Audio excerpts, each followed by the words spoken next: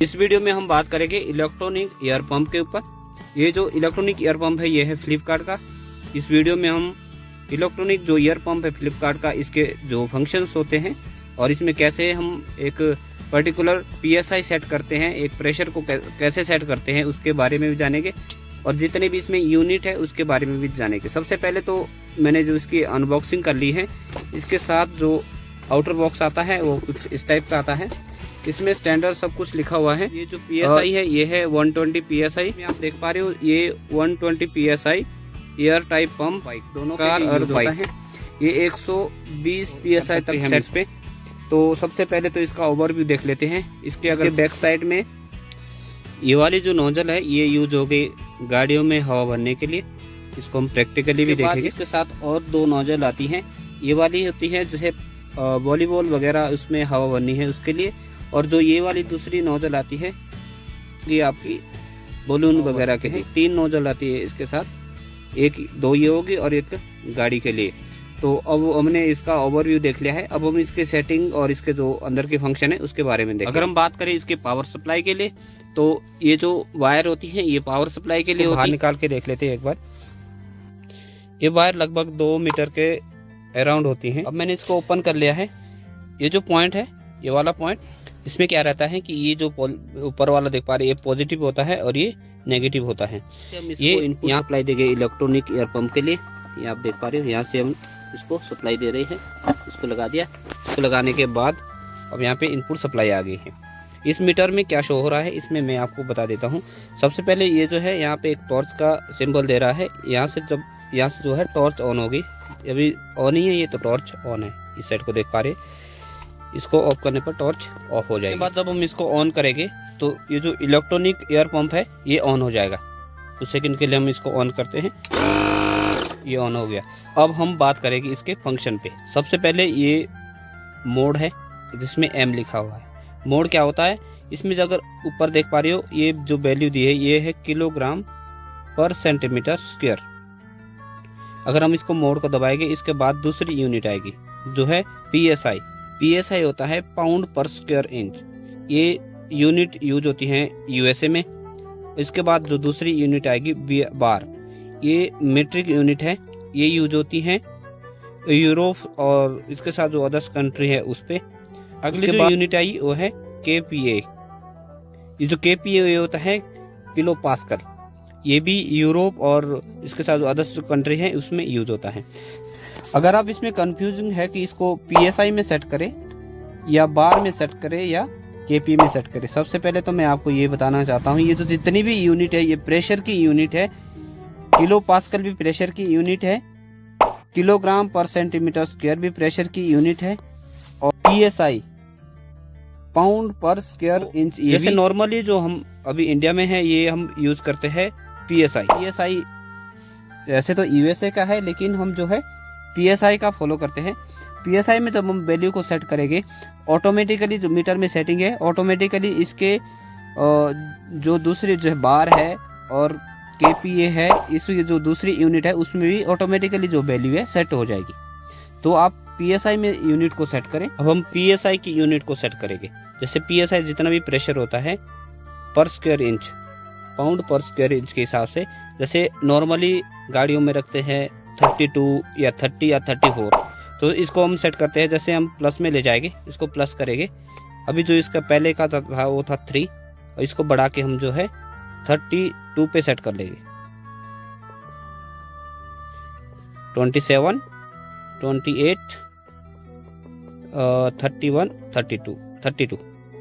चलो इसको यहाँ से जो माइनस होगी वैल्यू यहाँ से प्लस होगी। इसके बाद हमने मोड को सेट करना है। अब जो PSI की यूनिट है वो सेट हो चुकी है, शो हो रहा है, लेकिन जब आप इसको प्लस पे जाओगे ना तो ये 32 जो हमने वैल्यू सेट करी है सेट हो गई है। इसके बाद बार की यूनिट इसके ऑटोमेटिकली सेट हो जाती है। जैसे बार की यूनिट हम प्लस करेंगे तो इसमें दिखा देगा 2.20 बार यूनिट, क्योंकि हमने जो PSI की जो यूनिट हमने सेट करी थी वो सेट करी थी 32। ठीक है। और इसके बाद दूसरी यूनिट किलो पास्कल भी ऑटोमेटिकली सेट हो गई इसके साथ। जैसे हमने उसकी जो सेट करी थी PSI की 32 और इसके बाद अगर इसको हम प्लस करेंगे, प्लस करने के बाद देख सकते हैं आप 220 पास्कल के बराबर होती है 32 PSI। तो इसकी यूनिट हमने सेट कर ली। इसमें क्या होगा, जब हमने PSI को सेट करा, PSI की यूनिट सेट करी हमने 32 पे। अब जब मीटर को ऑन करेंगे और इसके जो टायर में जब हम हवा भरेंगे, जब जैसे भी 32 ईयर उसमें टायर में हो जाएगी, उसके बाद जो मीटर है खुद ही ऑफ हो जाएगा। ये सेटिंग करने का ये फ़ायदा रहता है। नहीं तो फिर आप मैनुअली भी ले जा सकते हैं ऊपर नीचे, इसको आगे पीछे भी सेट कर सकते हैं। अगर हमने 32 से 34 ले जानी है, एग्जाम्पल के लिए 34 आ गई हमारी, वो जैसे नॉर्मली तो 32 ही रखते हैं। आप अपने हिसाब से वैल्यू को कैसे भी 32, 28 कैसे भी सेट कर सकते हैं। चलिए अब हम इसको प्रैक्टिकली इसका यूज़ कर लेते हैं। अब हमने इसकी वैल्यू तो सेट कर ली है, मीटर भी सेट कर लिया है। अब हम प्रैक्टिकली जो है इसका यूज़ करेंगे, लेकिन यूज़ करने से पहले मैं आपको कुछ एक सावधानी जो ज़रूर महत्वपूर्ण रहती हैं उसको मैं बता देना चाहता हूँ। जब आप इसको लगाओगे, इसकी इनपुट सप्लाई लगाओगे, उसके बाद ये जो वायर है, इस वायर को आपने बाहर इस तरीके से ले जाना है ताकि ये जो है ब्रेकेज ना हो, आपस में शॉर्ट सर्किट ना हो। ये शॉर्ट सर्किट रहती है अगर आप विंडो को पूरा क्लोज कर दोगे और विंडो के साइड से ले जाओगे तो ये जो है डेफिनेटली यहाँ से शॉर्ट सर्किट हो सकता है ये प्रेस होने के बाद।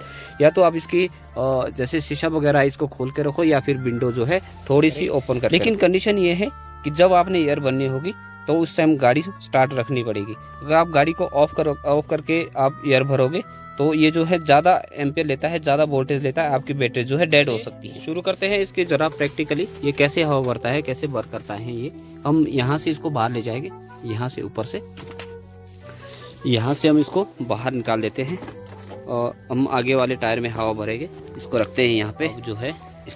हम इसके बाद इसके बैक साइड से इसके जो नोज़ल है उसको बाहर निकालेंगे, क्योंकि ये जो रहेगी गाड़ी में हवा भरने के लिए ये वाली नोज़ल यूज होगी। तो हवा भरने से पहले मैंने आपको बताया है कि जो ये गाड़ी है ये ऑन होनी चाहिए। अगर गाड़ी ऑफ है और आप हवा भर रहे हैं तो बैटरी डेफिनेटली जो है डेड हो जाएगी, क्योंकि ये ज़्यादा करंट लेगा, ज़्यादा वोल्टेज लेगा। तो इसलिए गाड़ी को जो है ऑन करना पड़ेगा। चलिए हम पहले गाड़ी को ऑन कर लेते हैं। गाड़ी ऑन करने पर थोड़ी सी साउंड आएगी तो इसको आप इग्नोर करना। हमने गाड़ी स्टार्ट कर ली है। अब हम इसको निकाल लेते हैं बाहर, इसका कवर है। इसको बाहर निकालने के बाद जो ये वाली जो नोज़ल होती है, ये वाली नोज़ल लगाएंगे इस पे। चलो नोज़ल को लगा लेते हैं। पहले लगाते हुए थोड़ी सी हवा बाहर फेंकेगा, इसमें आपने कंफ्यूज नहीं होना है। इसको लगा दिया है। अब हमने इस पर अगर देख पा रहे हो PSI जो है इसमें एयर जो है वो 27 है।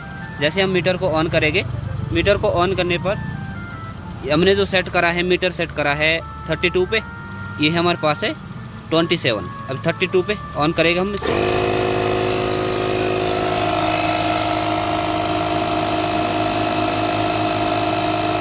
ये 4 से 6 सेकंड के बीच में जो है ऑन हवा भरना शुरू करेगा। ये 29 हो गया है, 35, 31.0, इसके बाद 31.5, ये 32। अब 32 आने के बाद खुद ही अब मीटर ऑफ हो गया है। देख सकते हैं आप, मीटर ऑन है, ये खुद ही ऑफ हो गया क्योंकि हमने जो है सेट करा था, अभी इसको 32 में सेट होने के बाद ये खुद ही ऑफ हो गया। अब हम इसको निकालेंगे बाहर।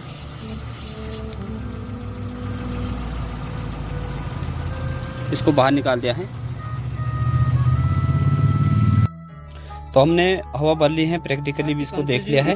अगर कि ये जो पास्कल में इसको सेट करे या बार में सेट करे या KPA में सेट करे, तो मैं आपको बता देता हूं कि आप पहले पास्कल में इसको सेट कर।